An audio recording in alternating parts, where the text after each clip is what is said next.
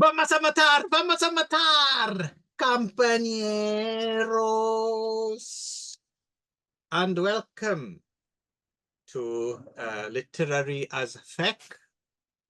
It's me, it's Clump, and my good friend Stumpy. And we're here to talk about books as usual. Yep. What a surprise if one episode we decided to talk about vegetables or something instead. Yeah, gardening would definitely be excellent. Maybe the right pH balance for your hydrangeas, maybe. That would be a good... You've already lost me. It's funny, hydrangea is a word that I learned the Japanese word first. So there's these cases where like the word ajisai is more natural to me than hydrangea because I never gave a shit about flowers or flower types before I moved to Japan. And for some reason, when in Japan, I think the general national interest with blossoming things kind of rubbed off. Yeah, I have a similar thing when it comes to different types of fish as well, because I never really ate fish. Right. So I only learned fish names after I started eating fish here. So I have no idea what a lot of fish are called in English. Yeah. And namagomi is another one. I don't ever say compost because I never said compost growing up. I don't think it was a big thing. Like people didn't have, it seems like you don't remember the compost boom of '83? No. And so yeah, so for some reason Jen and I still refer to it in our house like the compost bin as the like namagomi bin. Right. Weird little things that just kind of hang on from your 10 years abroad. Well, what a fantastically seamless transition. Ah, yes. To the book under discussion. Yes. So we're talking The Underdogs or Los de Abajo. Right, I was gonna say Los de Abajo, but I wasn't sure, so I thought I'd wait because you have a smidgen more Spanish than me. yeah, un poco. But yeah, it's is that hydrangea? Yeah, that's how you say hydrangea in Japanese. So it's funny. So that title is a weird one, The Underdogs, because I do think people have been right to question it over the years. It's the original English title given to the book way back then, but it does make it sound like it's going to be a movie about like a hockey team that's like not, or like a book, like it has that sports connotation now, and it like literally just means like those from below. Right, that's what Abajo means, yeah. Right. And it probably more like if you're going to do a more accurate translation, it should be really like the oppressed or like the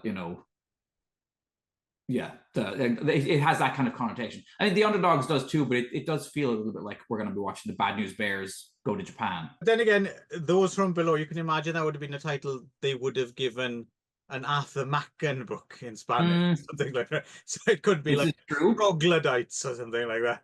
Yes. Wes Craven's The People from Below. But it's not a sports. No, not sports, nor is it a horror. No, it's a novel of the Mexican Revolution and by Mariano Anzuela, right? Who wrote so fascinatingly, he for a while was actually Pancho Villa's medical officer, right? Yes. So this book is although he claims that the character who is also a medical student who joins the revolution and then flees to the States isn't him, even though he did do all of those things. But yes, it does seem to be drawn from his own. Yes, and he wrote quite a few books centered around the Mexican Revolution, right? The next two I quite fancy reading at some point was they were put out as a double, The Flies and the Bosses, that were paired, but a few of them have been available in English translation over the years. But this is kind of considered his classic, I guess, right? In both original Spanish language and translation. It's been translated a few times. So Clive, tell us about this Mexican Revolution. What's this all about? What's going on in Mexico in 1910 through 1920? The thing is, I was slightly wrong-footed here because I was looking around because I know a little bit You know, I know, for instance, that at a certain point, Marlon Brando rallied the oppressed to fight back against. He did. That was very good of him. Until eventually happened. he himself became, you know, a bit of a dick, according to the film anyway. And then Henry Silva had to let him know, you know. Yeah, and then he got kicked out, and then he went to America and became a biker. Yes, that's how it all went down, I think. Yes, and then that inspired Kenneth Anger and all that, and yeah, it's, an interesting, fascinating history. But so yeah, I know bits and pieces, and we've kind of talked about it a little bit before. We've read some of the things with you know, elements of. Well, yeah, I mean the Beach Raven Jungle series is obviously Beach Raven Jungle, and there's allusions to it in the what's his name, Ignacio Taibo, yes, yeah, stuff like that. But I was looking around for a good kind of fiction primer before, in about 500 years' time, we actually get around to reading some history books about the Mexican Revolution on our other Hubris on Toast show, which is kind of in cold storage at the moment. But will reappear at some point when we have some time to actually read for it.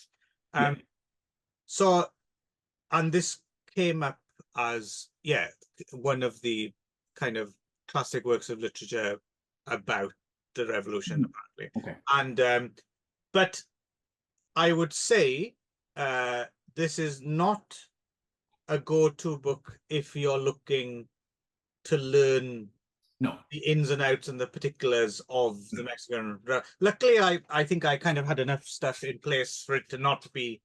And the book itself helps with particularly like the version that I think we both read, right? The is it the Penguin? Yeah, the Penguin Classics edition does have kind of material that gives you an overall sense of the events, like a kind of a timeline of the revolution, and roughly speaking, this book kind of fits because it really does, it takes place over. Although it's a very, I quite like it's like Hemingway terseness, you know, like it's not overly flowery. It's very kind of like meat and potatoes in some ways.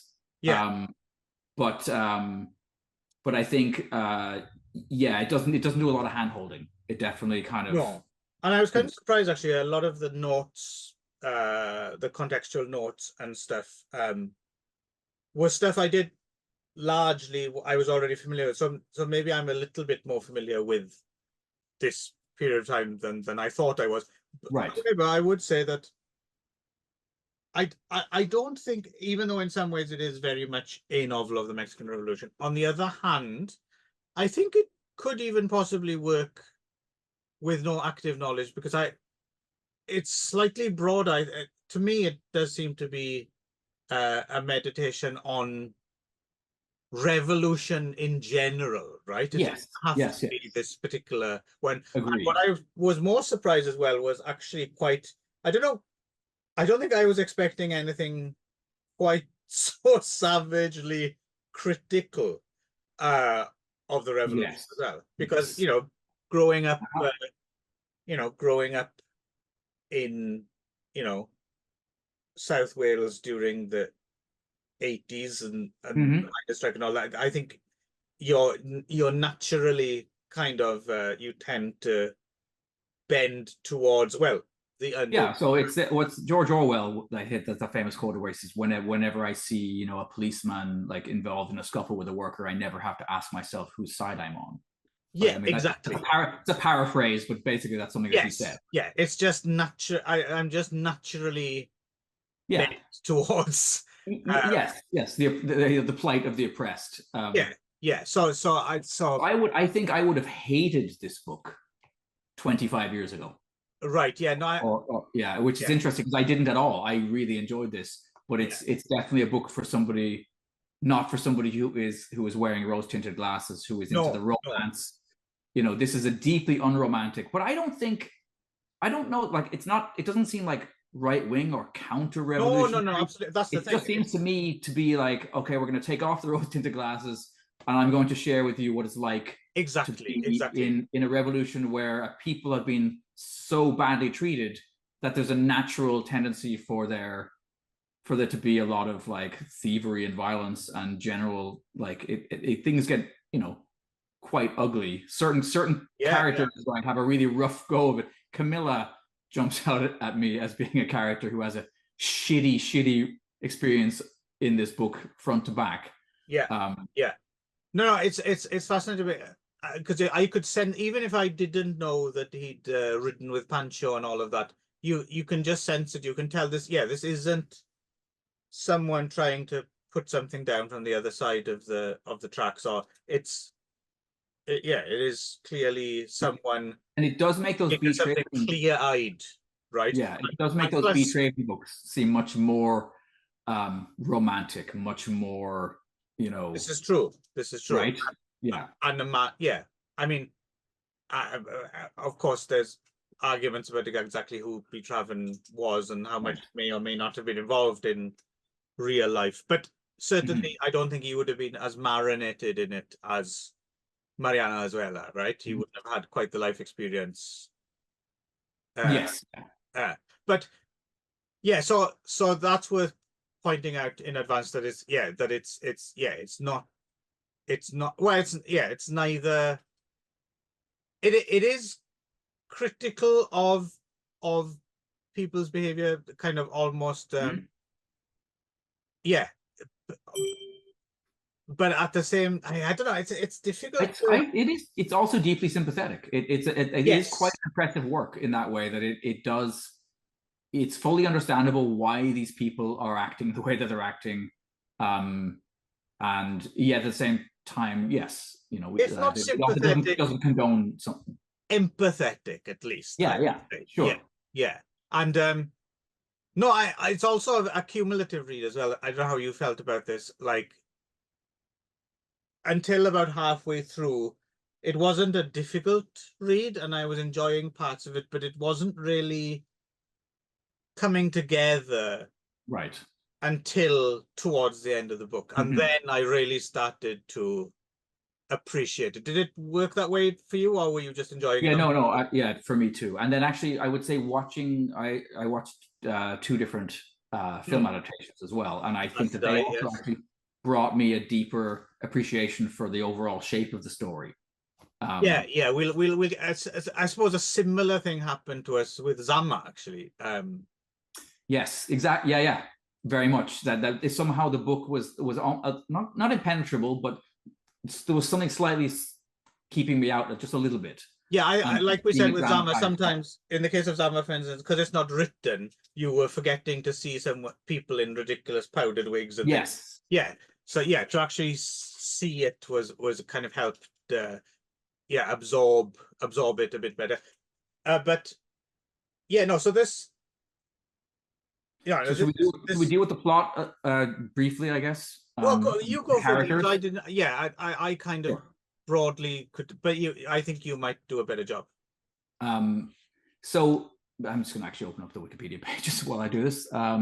So basically, I mean, the revolution itself, right? I mean, so I'm not sure exactly when it starts, because like the revolution goes on for like nearly like 10 to 13 years, right? Yes. 1910 is when Madero kind of starts to criticize the dictatorship of Diaz, and then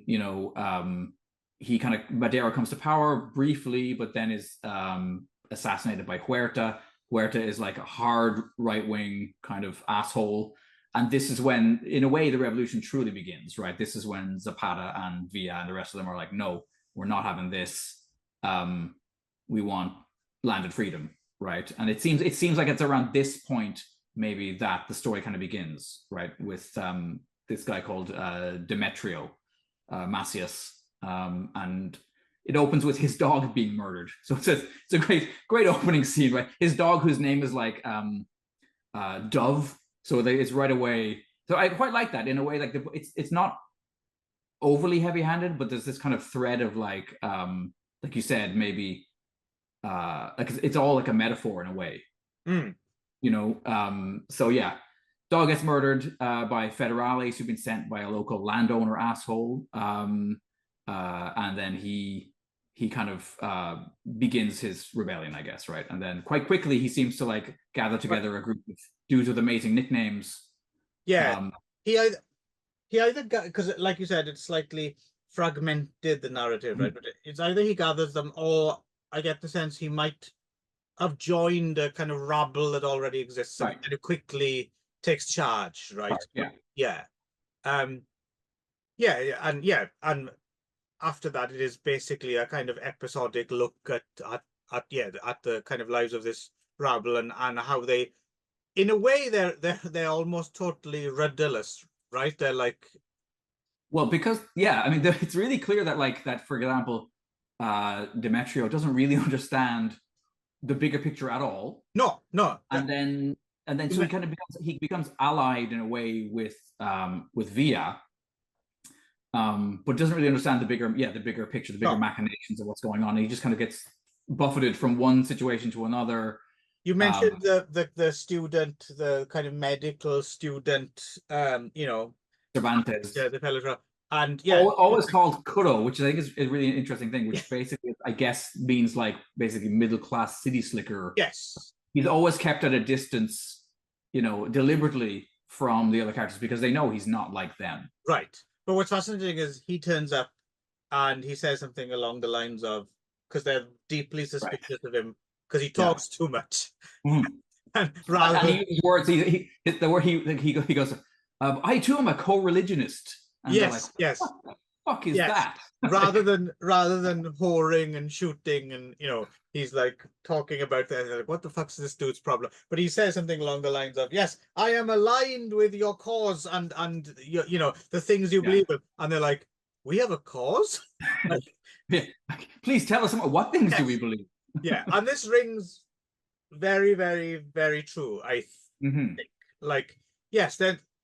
It's such a grass. I mean, they're literally revolting just against a shit oppressed life, right? They don't have to consider everything's wrong. The system is super broken. They don't have to consider it even one iota, right? If someone's standing on your head, you just want them to get off your head. You don't consider the why they are on my head or their motivations are so and as such as well, I mean, it's not as if they clearly don't really know what they want, right? And they're driven ever so they're clearly crazed by this newfound freedom as well, and they don't really know what it means. That suddenly they can go from town to town and ransack people's houses and kick the rich people out and set fire to their books and it's madness. It's without any sort of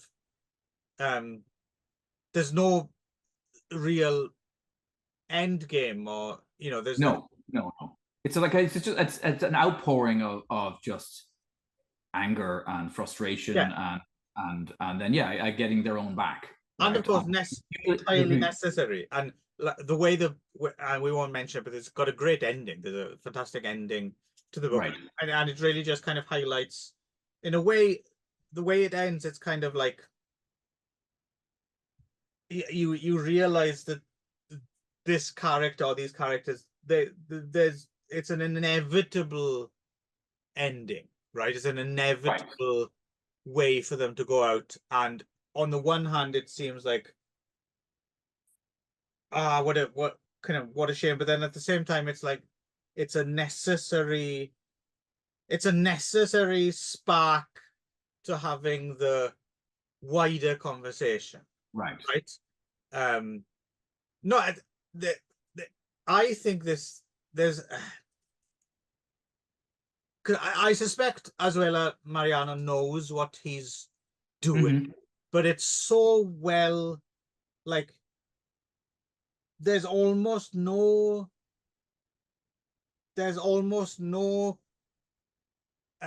kind of running alongside the story. There's almost no kind of wider overarching narrative that pops in every now and again to remind you, or to it is pretty much just myopic. Like you're looking through the same little yeah, view screen that the characters are not and seeing it. and all the wider implications are in there, but it doesn't have to be spelled out for you at all. No, like I said, during reading it, I wasn't necessarily, but the cumulative effect of it, I finally understood. Ah, now I understand why this is considered a classic, right? And I certainly would frame it that way myself. But And I think it must have I'd had like a to read it very, again, actually. yes, I suspect I will too. I think it must have had an effect too on what they call the Zapata westerns, right? The Yes, spaghetti westerns, like those. I think there's no question that like Franco Salinas and those script writers who were doing those lefty kind of genre films in Italy had to have read this, because there's so much of the DNA of this in A Bullet for the General, in even that idea of like, I mean, one of my favorite scenes is like, it's not so clear actually, it's funny, in one of the film versions I feel like they actually maybe took this out, but so our middle class journalist slash medical student, right, who kind of tags along and deplores at various points like what's going on, right, like this is not good for the public image of the revolution, friends. right. There's that scene where he has just stolen a little box of diamonds, and then he's telling Demetrio like, oh, this is terrible what we're doing to it's and then Demetrio goes, yeah, I did see you take that little box of diamonds. Right. Ah, yeah. He just lets it go. And then at a certain point of the book, we suddenly get this letter from him, and he's now in like Texas, and he's writing back to his revolutionary buddies, and we're like, oh yeah, things are pretty good. Things are pretty good in Texas. You might want to come up here. I'm thinking of opening a restaurant. And they're still down there embroiled in this like fight to the death. And it's like, they knew all along, that's why they kept him at a distance, that he has an out. He always has the ability to simply go back to middle class society in a way that they don't. Like George Orwell can go back to Eton. Yeah. Plus, as well, the thing I liked about this, to bring it around as well, is that whole thing about, on the one hand, these are despicable stereotypes. These people don't behave the way that you are. However, on the other hand, sometimes they do. And these motherfuckers, these underdogs, they definitely keep their coal in the bath. Yes. I would imagine. I remember we were having a bit of a to-do when we were talking about that before, because I was saying to you on the, because that's what I appreciate about this book as well, is because I think because that's the thing, if you grow up, neither of us grew up, during revolutions or anything like that, but you don't have to go that far. If you grow up working class and surrounded by working class, sometimes when kind of well-meaning outsider do-gooders come in, yes, yeah, and they over-prescribe a certain amount of wonderful natural folksiness to yes, you are tempted to, no, look, I grew up around these people, and don't get me wrong, I'm on their side. They're also a bunch of twats sometimes. There's no getting around that, right? Yeah. And that's what that's another reason I really appreciated this book as well, I think, because it is warts and all. Absolutely. And no, it's and yes, I think, and plus you were saying about the spaghetti, and that's another good example as well, is you make a Zapata Western and you can tell the story, but you also make a fun action movie, a romp, yes. The same, and so this is, The Underdogs is a lot easier to read than John Reed's Insurgent Mexico or something like that, right? Yes, exactly. Who I forgot was played by Franco Nero in the movie version of that. Yeah, I've not seen the film actually. The 82, yeah. It's a weird, like, Russian co-production as well with Mexican. Isn't it actually like it's the second part of, because they did a version of 10 Their Days own version of the Reds. World. Yeah. Right. Yeah. And then they did Insurgent Mexico. There might have been a third part, I can't remember. Anyway. So yeah, no. Speaking of movies then, so let's hang on, there's a couple of scenes that I do want to just to talk go about ahead, that yeah. I really like. And I guess, I mean, they obviously appear. That's what's interesting with the 2 film versions too, is that they do highlight different things. Yes. I definitely noticed certain relationships or certain things were given more weight in one versus the other. But there's a character called like Pintada, which means war paint, basically, right? And she is a soldadera, however you say that. Like, she's like a really harsh, heavy drinking, ass kicking, terrifying fucking woman, right? And in a way, she's kind of paired with Camilla, right? So like this character is introduced quite early in the story, Camilla, who is like a teenage, she's like 16 or whatever, right? Like peasant girl. She's quite nice. And Demetrio, who's our hero, who's already married and has a kid, but whatever, falls in love with her, but she's fallen in love with our middle class, you know, doctor guy, right? And then he basically pulls a really shitty move midway through the book where he goes off to her and says like, oh, come join me, come to the revolution, you know, and she goes with him thinking she's being invited to be with him, and then he immediately passes her off to Demetrio when she gets there. And then within like 2 or 3 scenes, you know, her life goes from bad to worse to over, right? But all those scenes with Warpaint, I don't know, they're amazing. And then there's the and then there's the like he has he's Blondie in one of the film subtitles, right? But he's Towhead in the book, right? He's fucking amazing. I quite like both the actors who played him actually in both films. Right. But because he does a bit that comes right out of you know, Django or whatever, but like he shoots a guy's ear off at one point by accident. Yeah. I also like the whole thing with the because there's some great imagery in like, it doesn't forget, even though it is, like you said, this like kind of meat and potatoes Hemingway-esque kind of, it doesn't forget it. There are moments of poetry sprinkled in there as well, right? And oh yeah, I like the whole, and again, it doesn't sound like anything greater, but it's just the way it plays. There's something about it is kind of magic. There's that whole bit where he shoots himself in the mirror.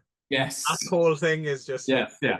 That's really fantastic. And quite near the end, there's a beautiful image that I think Demetrio, like it's a metaphor that he uses himself, where somebody asks him like, "Can't you just like stop? Like, can't you just fucking quit this? Like, this is like you're on a death trip, baby." And he's like, "Oh no, it's like a pebble thrown down a mountain. Like it's just no." The other one I think is great and really kind of speaks to the thing in general as well is the character express. He just goes, "I love the revolution because it's a revolution." Just like a volcano is a volcano. I love the revolution. I thought that kind of gets to it as well, because there is as well, there's an element of, and it's not just, it's even wider than that kind of revolution spirit, or like we were saying, these kind of characters who kind of do things almost reflexively and out of necessity without thinking of the wider. But there's a lot of this where people, I think, cover up their just things that they like and desires and things that they enjoy with an ideology to like justify it, right? So we're talking about the kind of the mid-class do-gooders who come in, and I mean there's a certain amount of that as well. There's a certain who's the poor British chef? Who did this? Who's the poor British, you know, Jamie Oliver, right?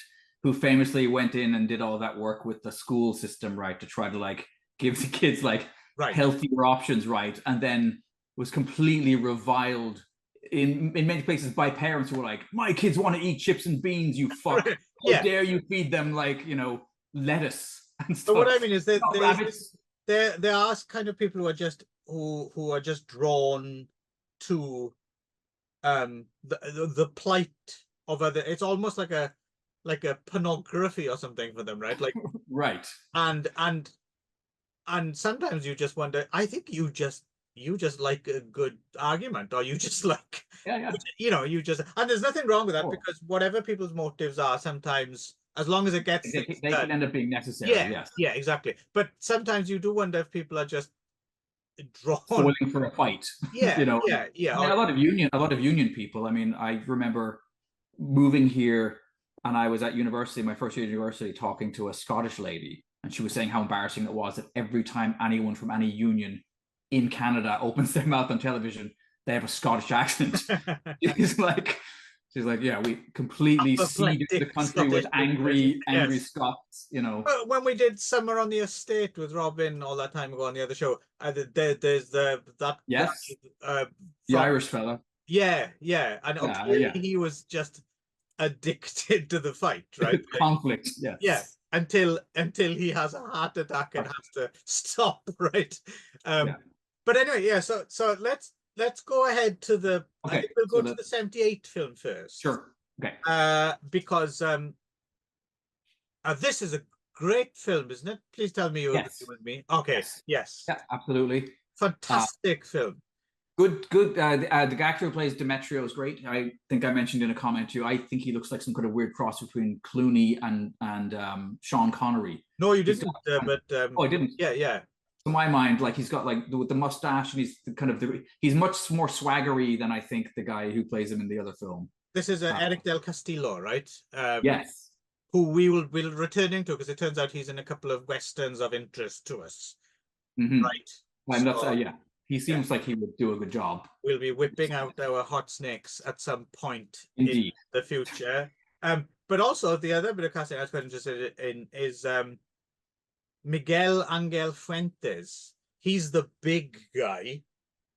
Oh, okay. If you remember, he's oh fuck! I think I do now. Humor Man's like spirit guide, right? Yes, thank you. The whole movie, I was like, oh my god, who is this? Because he has to have some form of like that kind of Richard Keel thing, right? Like he's got the voice and he's got kind of like huge jaw and stuff. He must have a vague. You think he's got acromegaly? Yeah. He must have a mild. I think he's just a big bloke, right? Big dude. Who's fascinating. He turns up in he's like in an episode of the A-Team. And he's in all sorts of things, and he's also in Puma Man. He plays Pancreas, which I'm not sure if he's supposed to have had an insulin problem or something like that. But they all have these amazing names, all of the revolutionaries. But there's another potential film crack double is Miguel Angel Fuentes and Donald Pleasance because they're both in Puma Man. Yes, but they're also in. So he played the monster in Frankenstein's Great Aunt Tilly, starring Donald Pleasance as well, which is a film I've actually seen. I have never apparently seen is pretty dreadful as a comedy, I think. Mm-hmm. I'll suffer for the cause, comrade. Yep. I'll do Puma Man and Frankenstein. Oh, yeah. I'll watch Puma Man anytime you want me to. But no, this is a seriously good film. The 1970s. It's hard not to know, but it's funny. The everyone is rougher looking in this, which is funny because this is the 78 version, but like the women especially, they have not cast stereotypically attractive. Whereas like in the 1940 version, the girls are all very pretty. Yeah, so we should mention about this nice sentence. I was quite surprised because I just watched it. I just discovered I watched it, and then after watching it, I looked up. So directed by Servando Gonzalez, and the name was a little familiar. I looked it up. So this is the guy. Oddly enough, this is a guy who's I've been wanting to watch more of his films for a while, and I kind of accidentally ended up watching this. So this is the guy who directed. Have you ever seen that film, The Fool Killer, starring Anthony Perkins? It's like it's an axe killer like film in the mid 60s called The Fool Killer in English. Really, really, really interesting film. Kind of mild, kind of cult following. Joe Dante is a big fan of it, I think, because I think he turned up on. Was he on? I think he was on that Video Archives podcast that Quentin Tarantino and Roger Avery do, and I think he turned up on there talking about The Fool Killer. But yeah, this director Gonzalez is like one of those kind of quite revered by people who've actually seen his films, but not many people have seen his films. And I've now seen two of them, this one and The Fool Killer. And yeah, on the strength of those two, I'd like to see more of his films. Yeah, let's dig in and see what we can find. But no, he's real. Just a really. I mean, it's a shame there's no HD version of it, really, because this strikes me as a film that should really kind of be in the canon of like, because there's not many really great Criterion. There should be a Criterion edition. There's not that many really great revolutionary films, I think, and this is very close to the book and very much like the book in tone, right? Like you said, yes, everyone just looks grotty and fucking. Also, it's so fucking loud. I remember thinking, like, my God, I would have gone mad being involved in this revolution, because it's constantly people firing guns off right next to their ears, letting off firecrackers, shitty brass bands playing, you know, trumpets. Like, it's just like it's just a cacophony of fucking. Yeah, I do wonder as well if some of the horses in some of these scenes might not be. Shit.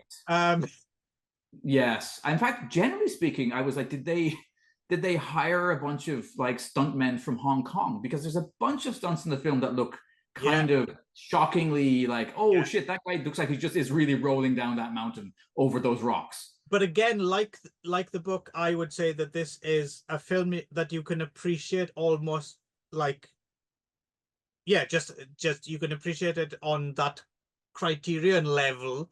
But also at the same time, it's a rollicking action adventure, right? Like there's a lot of, it's not boring. There's a lot of stuff going on. It is very episodic, but as long as you expect, I thought this was a really good adaptation of the book. In comparison to the 1940 version, as directed by Chani Urueta, who is kind of a familiar name. He was kind of a golden age Mexican director. Prolific, lots of films. I think I know him because I can't remember, but I think he did direct some horror films at some point, like some of those vampire movies from the 50s or 60s or something. He's done something. But no, this one is very much.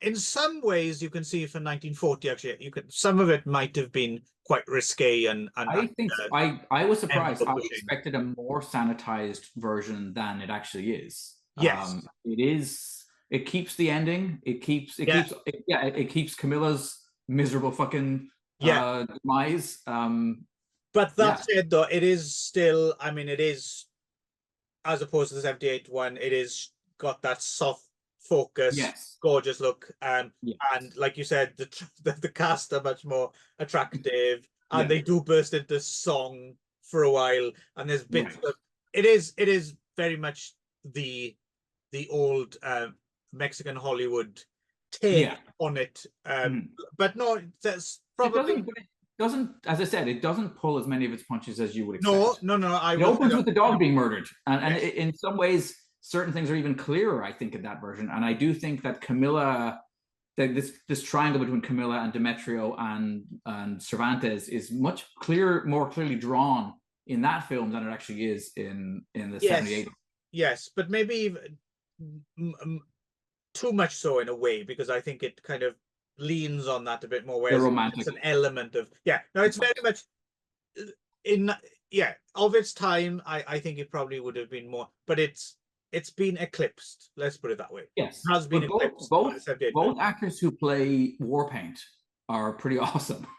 It actually made me look up because I remember, years ago when I was reading more about the Mexican Revolution, reading about the soldaderas, and there's amazing photographs of just like whole groups of women with like bullet bandoleros on and their sombreros and shit, and like I don't know that before that was there ever any other country where women played such a, I mean, like later on I know maybe in China, but up until this point I don't know that there were ever kind of women guerrillas in this way. Were you a woman guerrilla before the Mexican Revolution? Were you a woman guerrilla at all? Were you a guerrilla? Any of these people are welcome, because we're desperate for viewership. Let us know. Let us know your views. Let us know, what do you think about the underdogs? What do you think about dogs? What do you think about anything? Yeah. Please. Just fucking watch us. Yes. And also, if you could explain to me how it is possible that El Indio isn't in either of these films, I would like to know. Yes, no, the great Emilio Fernandez, he was probably busy directing something, or right. Yes. But there aren't many who had the lived experience. Like I don't know how many other actors there were working who would actually, you know. He's another guy we should probably do Yes. a double for the Agreed. film, because he has a very he was a very prolific director as well, right? Almost totally unknown outside of Mexico. Kind of considered like the John Huston of Mexico or something like that. But Right? also completely batshit crazy, apparently. Yeah.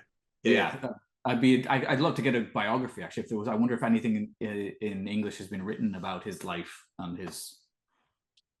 Maybe we'll see if we can find out more. But anyway, I would definitely recommend this to not only to people who are interested in the Mexican Revolution, but to be honest, anyone who wants just a good read. A good read, yeah. This is a great book. And then check out the 78 film version of Los de Abajo as well. Yes, no. Turns out we didn't actually have that much extra. It's just it ended so abruptly. Yes, yeah. So I thought we should add a coda, but this is all just pilfering nonsense. I might not even put it on actually. It might just end. With me wondering if there have been other revolutions where women, it'll be it'll work. Whatever. We can put a title card on the screen.